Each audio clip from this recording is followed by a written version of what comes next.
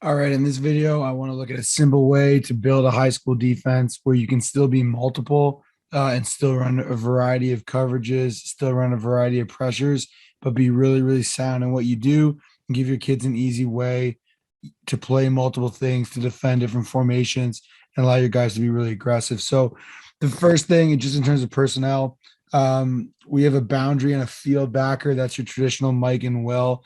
We just call them the boundary in the field because oftentimes because we travel with our ex linebacker, the middle linebacker ends up not being in the middle. Our ex linebacker is more of a DB body type. They need to be able to cover number three man to man in a spread set. So we like to have that be more like a 6 DB, depending on your personnel. That may or may not be a fit for you. It might also depend on how much zone you end up playing if you don't have a coverage player that can play man to man on a number three receiver. So those are those three players: the buck, the field backer, and the X. Traditional four down lineman. I'm going to show a 30 and a 40 look. I would say most teams have a player that's a defensive lineman that could be a rusher, or maybe a linebacker, like an undersized defensive lineman. So for us, we call that guy the rush. So here the rush backer set to the field. So these would be your three most D-line like bodies. And then this would be your rush backer who you may or may not drop later on. In terms of the secondary, pretty standard stuff. Other than the X backer, you got your two halfbacks, your two corners, and your free safety. With this defense, for me, the number one thing is we want to be able to get lined up to what the offense is running and have the right amount of defenders to defend the different formations that teams are giving us. And I also want to have options if I don't like my matchups within those. So, for example, if we get a team that's going to motion to 41, okay, and they're going to bring this player over, I want to leave my X on the inside most receiver. So this would become the number 4. Okay, and then my free safety can rotate over number 3. My boundary halfback's going to rotate, okay, and now be what we would call the free player. Now we'll get into coverages in a sec, okay, but just, simply here being able to say, okay, we're going to match the numbers based on the coverage we want to play. Everyone will have different roles. We can give this boundary player more or less help depending on the matchup, depending on the team. But we want to be able to get aligned quickly and have multiple options out of that alignment. So first thing we're just going to look at is ace 32. Going to bring this player back over. So our X is always going to travel with number 3. And if there's two backs, they're always going to travel with the second back. So if we get, a tight end or a fullback, we treat tight ends like a back, a player that's going to create an immediate run gap. Okay, we're going to leave our ends in the C gaps. Okay, and our X will take the outside shoulder of the fullback. So even if this was I, okay, let's say they got in the old school I formation, that fullback is now number 3. Okay, and the X is going to travel behind the backer. So here, just in our base strong front, the nose and 3 technique would have the A weak and B strong to their side. The ends are going to have the C gaps. The boundary backer is going to have the B gap. The field backer is going to have the A gap. Obviously, you can move those fronts around. I'll leave that up to you if you want to play a wide front, a tight front, or a weak front. Obviously you have those options available, but just in terms of base run fits, let's say this fullback were to insert themselves in the weak B gap, we get your traditional will ISO. Our will can spill it. Okay, our will can stay inside of the fullback because our X is always going to be outside of the fullback. So our X in this case would be able to play over the top and fit the outside shoulder of that fullback. If the fullback wants to insert himself on the defensive end, so they're going to block down and try and insert on the defensive end. Now, again, our X linebacker is going to take the outside shoulder. Okay, and we usually teach our ends to rip inside of this and stay in the true C gap. You could have your end box it and have the X fit inside. You could have that play out either way, depending on, how comfortable you are with wrong shouldering the end. That's a choice you can make. You could say, hey, we're just gonna have the end stay outside arm free. Okay. And then the X backer would just have to insert then on the inside shoulder of the fullback in that instance. But as long as you have clear rules for where you want the X to insert, if you have two really good defensive ends, maybe you always want to keep them on the edge and force things inside. If you have a great X linebacker, who can really run and tackle in space, maybe you want to force everything to bounce, and then that X becomes really, really hard to block. So that's the basic run fits again, no matter where they line up, because we're going to travel with number 3. They get into tight end weak here.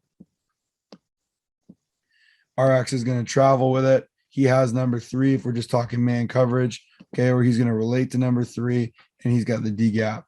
So wherever that X backer or wherever that third back shows up, the X is going to take it. Okay. Now, what happens if we get 2 backs and there's no fullback? So both these guys are running backs. You can do this a couple different ways, and this would be more game plan dependent, but you could leave your X to the field and then string the backers, meaning that if they wanted to say lead one running back and run the ball that way, but it's hard to tell with the 2 players that are maybe equal tailbacks. They're both running backs. There's no fullback. Okay. You could have your boundary backer now string, take the edge, your field backer now string to the A, to the B gap, sorry, and your X backer now string into the strong A, or you could just have the X take the first back who moves. So for example, if we were to get the same play, the X can literally stack on the center and say, okay, this back moves first, they're leading, I'm going to go take that back's outside shoulder. Okay. And then it keeps these guys run fits the exact same. Okay. The other thing I like about this, about playing it from an apex as much as you can, is your X backer, who should be one of your better players in your defense, is going to show up at the point of attack all the time. Okay. So that's in terms of our basic run fits. Now, if we get into a 3-by-1 situation, this stresses our rules a bit, because we've been saying that, okay, the X is going to travel with number 3, right? Well, what if we get 2 backs? Well, then the X travels with the second back. Okay, so what happens if we get a second back and a number 3 receiver? This gets into a lot of matchup stuff. I'm going to draw our base adjustment to it. Would be, again, our X is going to apex the fullback. Okay, our boundary halfback is going to rotate. Okay, the boundary halfback is now the player you have some options with. The free safety is going to align over number 3, and then based on the coverage, we'll either walk him down and bring the halfback high, or if we want to play more of a zone tool or double the boundary wide out, then we'll leave the boundary half over, leave the free safety high, and this X backer is just going to have to be late to that hook to curl. If we're worried about that boundary wide out a lot in terms of our base coverage stuff. Okay, so those are kind of that's our basic alignment rules and responsibilities. I'm going to go over our man coverage stuff now, and then I'm going to show a simple way to get into another front, show some of our man pressures, and then get into our basic zone stuff. So I'm going to bring us back to 3-by-2.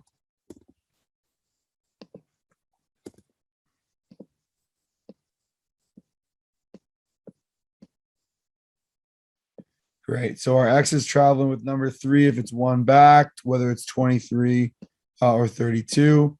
Okay, our free safety is going to be a post player in the middle of the field in most of our coverages. So one thing I like to do is really try and build consistency between the different concepts in our playbook. So I don't love playing man-to-man. I think playing man-to-man can be hard. It can be matchup dependent. Certain formations can isolate receivers one-on-one. And if you don't like your matchups, that's tough.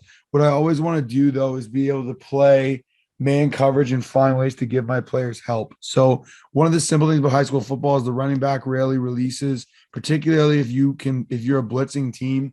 If you're a team that can stress the protection, then the running back's going to stay in a lot. Doesn't mean you don't need to have a plan for them when they get out.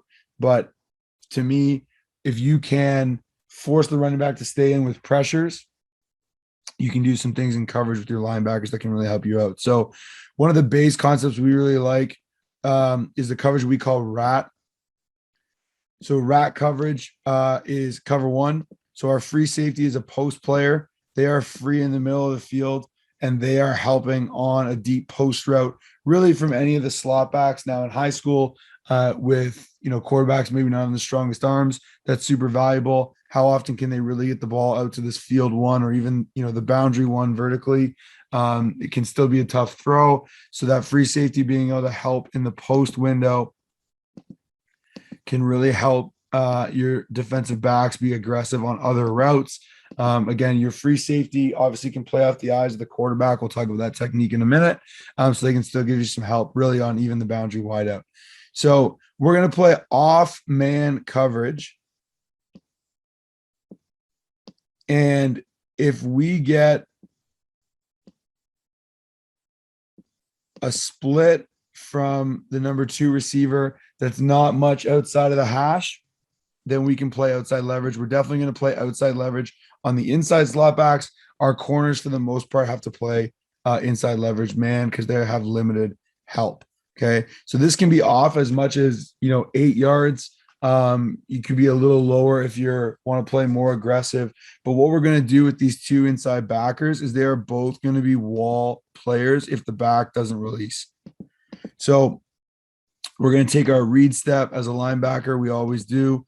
And then we're going to drop inside and underneath the slot back to our side with eyes to the running back. So if that running back releases, we both have to see it. We'll get to that in a second.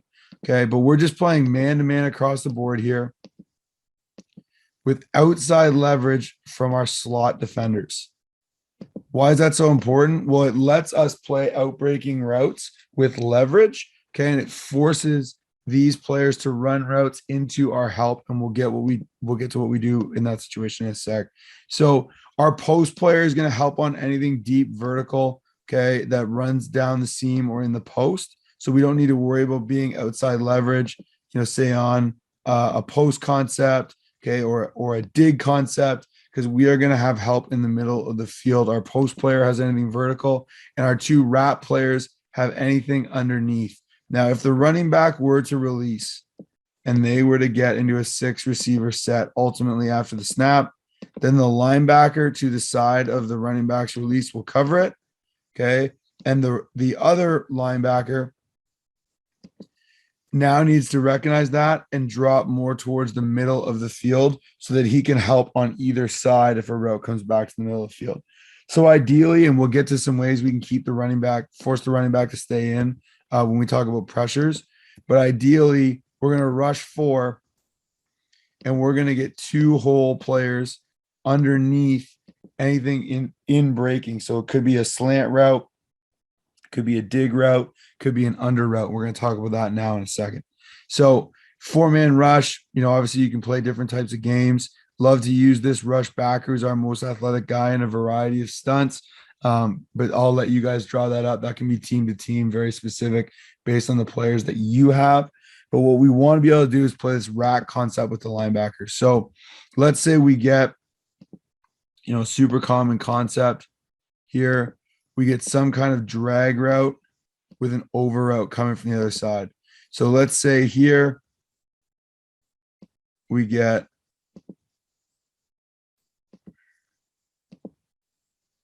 a drag route from number 2 and a dig route from number 1. Okay. Well, here, when we get this immediate drag route, we're going to give that up to the wrap. So as the drag route comes in, the wrap player's dropping, trying to wall that route off. They see it come underneath. We're going to call under from the halfback spot. Okay. And then we're going to have this linebacker hopefully call rat when they take the route. Now that backer is going to take that route all the way across the field.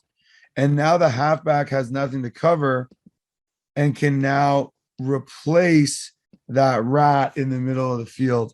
Okay. And look to help out on something coming back the other way. It could be a dig from this side. It could be a drag route from the other side, but it now frees them up to be the rat. And of course, we have our post player in the middle of the field. So if we get some kind of deep post, deep middle of the field concept, we're going to be able to take that away. Now, it's all great if they run to our help. Why is it good to play outside leverage? Usually play inside leverage and man. If you have all this help in the middle of the field, when you get concepts like out routes or corner routes, it allows you to play them with leverage. So if you have players that aren't, great elite man coverage athletes, giving them that leverage can be the difference, whether it's a corner ball, whether it's an out route. Now we're playing with outside leverage. We can sit on and take those outbreaking routes much easier than we can if we're playing inside leverage. So the key is if your guy runs an under or a quick slant and you're playing in one of those outside leverage man positions, now we can drop that player and look to help out on the next one. So this would be another common one. Let's say number 3 here runs a shallow in or shallow cross, and number 2 goes to run the dig in behind. Okay.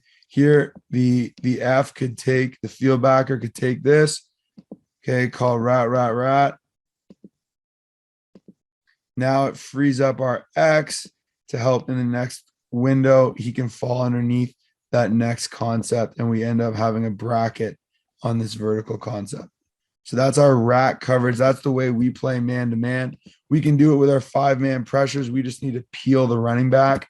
So what I mean by that is we are going to blitz 5 players or bring 5 players, and the edge rusher to either side will have the running back. So again, right now we're outside leverage. Okay. Let's take our running back here. Let's say we want to walk down into our tight front. So this is second part of this is being able to play multiple fronts, keep things very simple.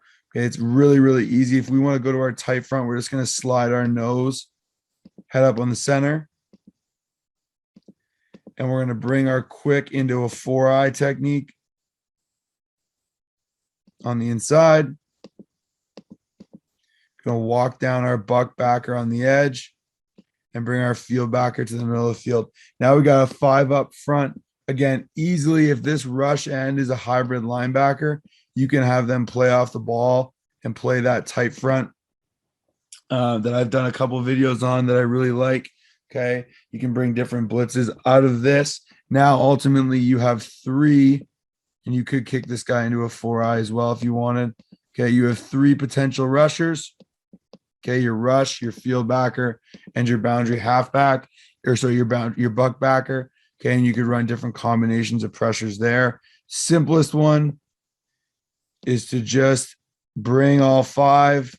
Okay. And my edge rushers have the running back. If he releases, you can run 3-man stunts on the inside, 2-man stunts on the inside, however you want to do it. Okay. And ultimately, if this running back releases, okay, we're going to peel out and take that. These type of pressures will usually get the running back to stay in. Okay. Again, if you want to just bring the will, or the buck, you can bring the buck just from your base 40 if you want. Okay. It doesn't have to be from the tight front. So we bring our buck backer. Okay. But again, if the running back releases, we want our edge rusher to take it. So in this case, it'd be the quick. It's one of the reasons why I like walking the quick down and just bringing the buck off the edge. Okay, so how do we play this coverage if we only have one? If we only have one backer to run the rat, okay, everything's the same. We still play outside leverage. Okay, now we're just dropping. All right, and we're waiting for an in-breaking route from either side. So let's say we get that drag from 2 weak. Okay, this would be a really common one where we're going to get multiple verticals like that. This can be a great way to play this. We're going to have our field backer take this all the way across after we make that rat call. So we're going to deliver this down, okay, all the way inside. And then we are now going to look to replace the rat, okay, and we can end up underneath this 3 on the vertical coming across. So we're going to bring these underneath routes to the linebacker. Okay, in this case, it's the field backer because we're bringing 5. We still just call this rat. we just let the linebackers know, hey, if we're in a pressure, it's a one linebacker rat. If we're not in a pressure, we have two linebackers in the rat. The next thing we do out of this to create our 6-man pressures is we just run a coverage called robber, which is the same as rat, except we're not going to have a low rat player. We're only going to have the robber in the middle of the field. So what we do in that case is we then, for the most part, will play inside leverage because now we don't have that whole help.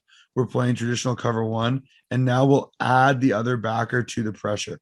So let's say we were in tight and we're just calling this buck. We're going to bring the buck to whatever gap they're in.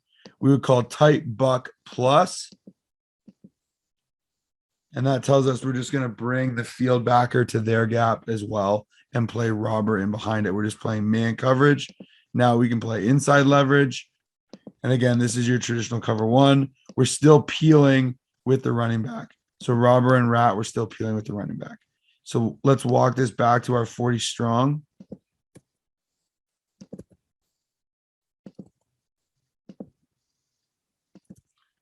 So our front tells us our alignment. In these super basic pressures, we're just sending the linebackers to their gaps.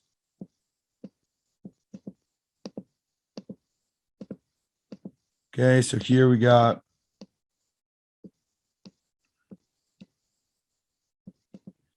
if we wanted to bring buck, so if we just wanted to call strong buck robber or strong buck rat, we can bring the buck. Okay, if we want to go strong buck plus robber, now we're just going to bring the field backer as well. So that gets us into a 6-man pressure. In any of these pressures, our edge players have to peel with the running back. But if you are bringing 6-man pressure, most teams are going to keep that running back in. So this is just one thing you have to work with your defensive ends if they're going to be the edge player and run that peel. Okay. So that's a nice way that we add to that blitz package is if we have a pressure and we call plus, that just means that we're going to add the backer who's not blitzing into the pressure. Okay. So for example, say we wanted to run some kind of wrinkle off of that pressure. We might call, slant, where we're going to bring all the D line one direction. Okay.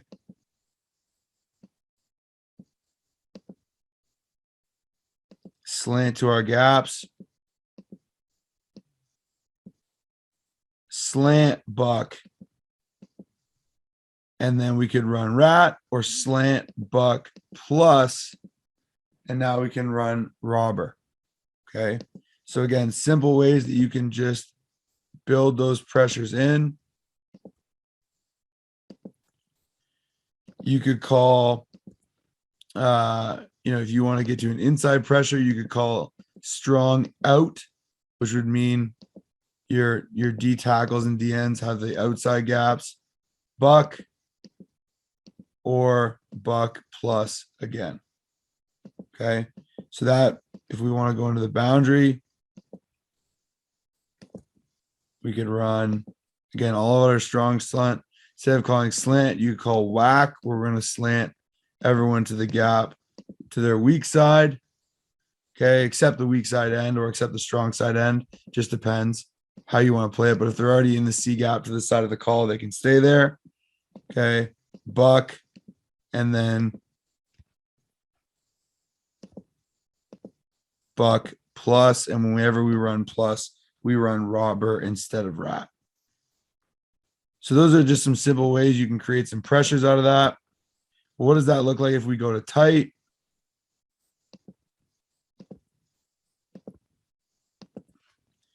Here we go to tight, our quick kicks down inside. Our nose goes to the 0. Our tackle goes to a 4-eye, or you can just play that tackle on a 4-eye anyway. Okay, and then our rush backer can widen out. I think it causes a lot of confusion on the defense if you walk this rush backer off. Okay, and play them off the ball. Okay, so what would happen here if we called slant buck? Okay, well, we're in tight. Okay, so we're going to slant one gap over. If we're head up, we're going one gap. Okay. One gap over. All right. Can bring the buck. And now these two become your rat players. Okay. So if we want to be in tight, we ran slant buck, rat. Now there's our two rat players. Remember, here the only difference is we're only bringing 4. Okay, so if you want to do that, you could. That might be a little more complicated explaining when these guys are coming or when they're not. Okay, but this could give you 2 rat players. If you wanted to just bring the R and keep it the same, then I would keep the tackle and the B and bring the rush off this edge. Okay, and then again, now we're just peeling. Okay, and then we have 1 rat player in the middle. If you also wanted to bring the F, okay, you could be in slant, buck plus. Okay, and it just gets that F backer to their gap. Okay, so whether you're using the slant calls or not, you could keep it really simple and not call slant. You could just call tight buck. Just tells the buck that they're going.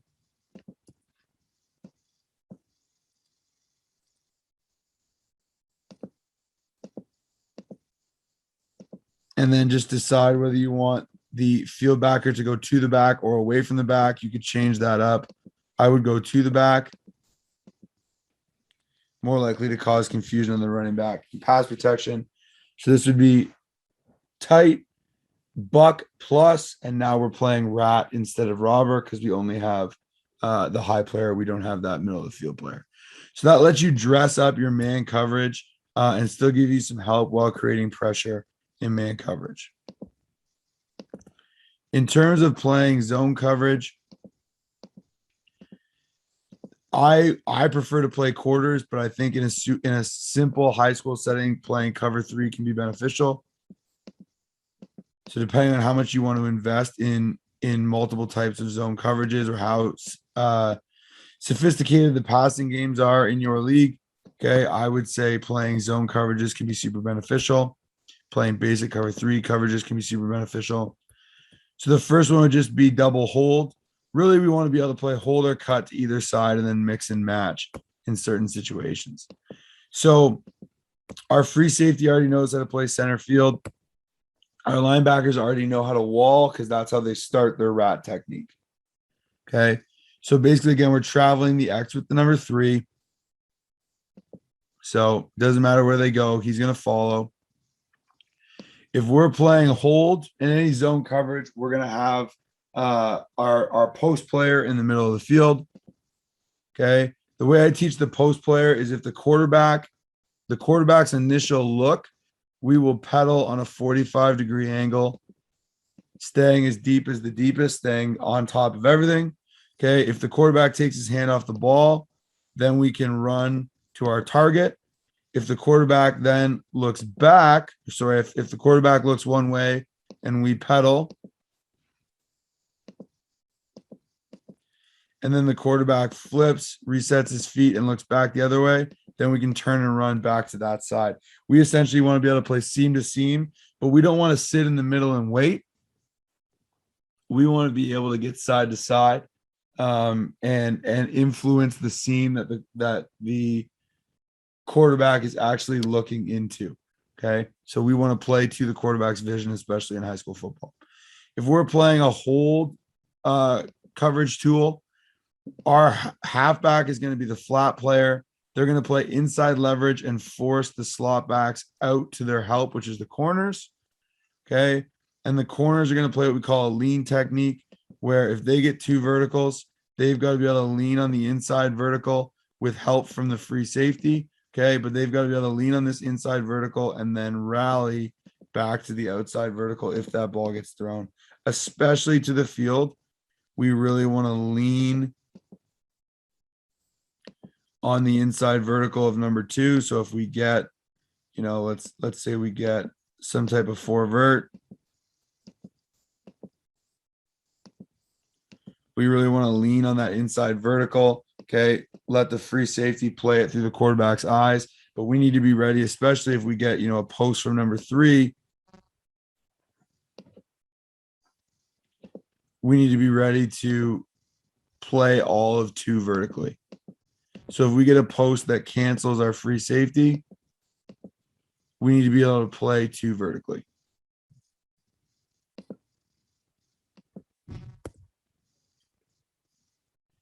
If we're in a cut tool where the corner is low, we're going to be playing the same technique. So our halfback can play outside on number 2 because the free safety is going to be in the middle. Okay, our halfback can be just outside of number 2 playing cut. Okay, our corner to the field can still be inside leverage if this guy's got a wide split. But if that widest receiver is tight at all, it's totally okay for us to play this with outside leverage as the flat player, so we can have vision to anything coming back out and break into the flat. In the boundary, we want to try and have outside leverage as this cut player to force this number 1 receiver back inside to our help. So if we're the flat player, we're always trying to force the receiver back to our help. So if it's the halfback, our help is the corner. We want to force an outside release. An outside release will push this player to the corner and make it easier to play a lean technique.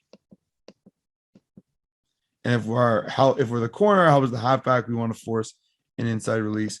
As the flat player, we always want to have a 70-30 relationship to the vertical route. So, or the mid-range route, I should say. So we'll get to the linebackers in a sec. But let's say I outside release, force this guy to run an outside release, and he runs an out. Okay, and we get, some kind of comeback route out here. So we've got 2 levels in my flat.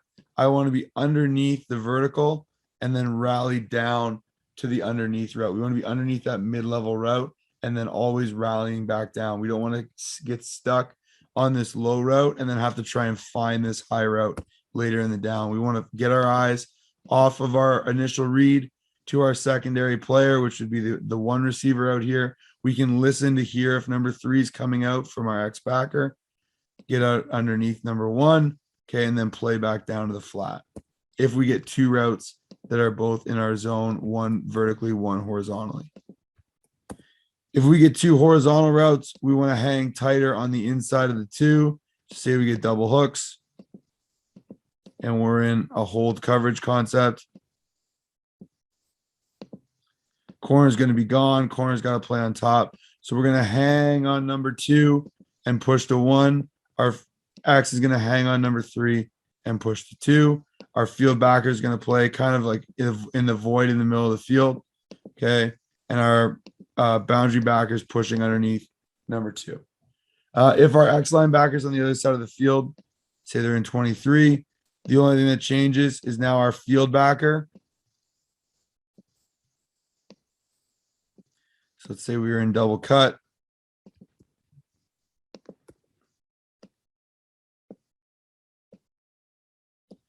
Now our field backer really has to push because the X is on the other side of the field. So now our field backer is pushing underneath the inside most receiver. Okay. And our boundary backer is playing more in the middle of the field. And our X can push off of number 3. Okay. So that's a little coverage adjustment to 23. What happens if we get 2 back? Now our Sam's in the box. All those things stay the same. It's just where the Sam is dropping from. He's now tighter in the box. Okay, our last thing is I would play a lot of cut weak and hold strong, whatever you want to call that. I think this allows you to really force the ball off of the inside of the slot back to the field. Okay, forces you to make this long throw out here to the field 1, which is traditionally your worst wide receiver in your starting group, and it's also the hardest throw. And by playing cut in the boundary, you give the free safety a little more help if you're getting a 4 vertical concept. So you at least have the option where you could eventually pass if you get 4 verticals, you could eventually pass this post route off to the halfback and give yourself some late help back to the seam with the field corner falling back underneath it. So whatever you want to call that concept. And then you can develop this into cover 4 if you play cut weak, where the boundary corner is going to take 1 vertically if he goes vertically. And this allows you to say, hey, we're going to end up with 4 vertical defenders if we get some kind of 4 vertical concept. So if we get, traditional 4 vert, now we're going to have 4 vertical players to play it with the boundary corner, should be your best coverage player, with your boundary corner running with the boundary vertical. Frees up your boundary halfback to play this. Okay, which frees up your free safety to play this route. So that would be if you're playing cut weak and you're carrying the corner. So you're creating a cover 4 look. The only other thing we didn't talk about is if you get 3-by-1, say it's 2 back, and we are playing our man coverage stuff. When we do that, the DB that doesn't have a player has to rotate. So here, if we're playing man coverage, the free safety has to take the new number 3, and the boundary half becomes the post player in the middle of the field. Still playing man-to-man across the board. Now with 2 backs, you can decide, hey, do we want to man up one of them and play the other 2, playing that robber concept or rat concept, or you can say the Mike is going to play the one running back, the X is going to play the other. We can go get them in man-to-man and drop the buck and have it be a one rat in the hole player concept. Okay. Or you can just have all 3 again drop off. Okay. And looking to help out on those inside breaking routes. And then again, if we get a back release, okay, the rat player to that side takes the back. So that gives you multiple ways to play man coverage, multiple ways to play cover 3, and a way to ultimately get to cover 4 by cut and carrying the boundary corner. One thing in terms of pressures that I would try and do is have as many versions of 5 up fronts as you can. So 5 up front would be, let's say we go with wide. So we're playing our 40 rules wide. Okay. And we walk the buck up. Just get back to 32 here.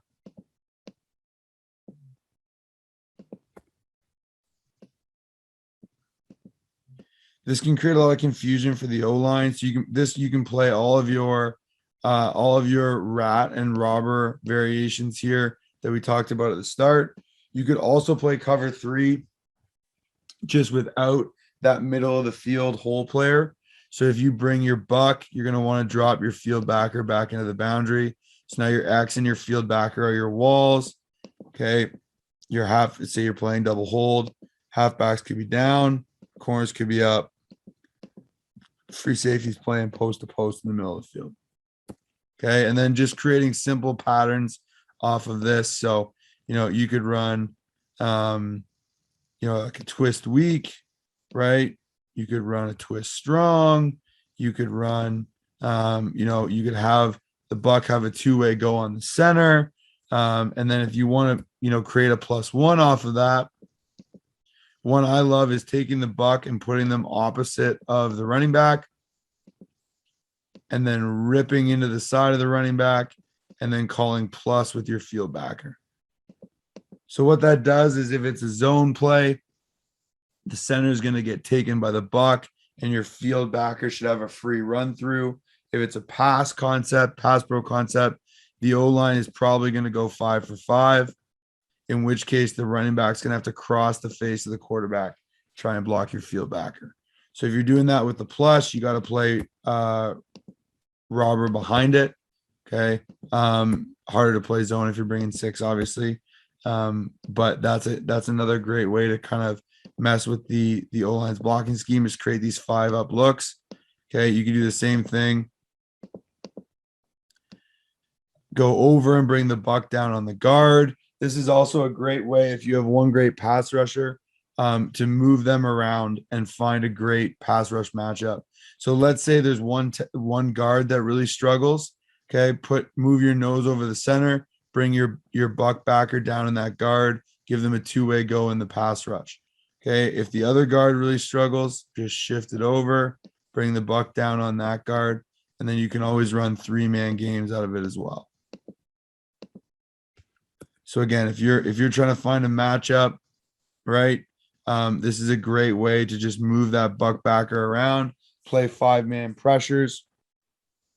If you get a team that always leaves the running back on one side in pass protection, this can be another great way to attack that. Whether you bring this as a straight rush and then you just bring the player over the center away from the back and loop back to the back. Okay. Or you bring, if we get back to our tight front,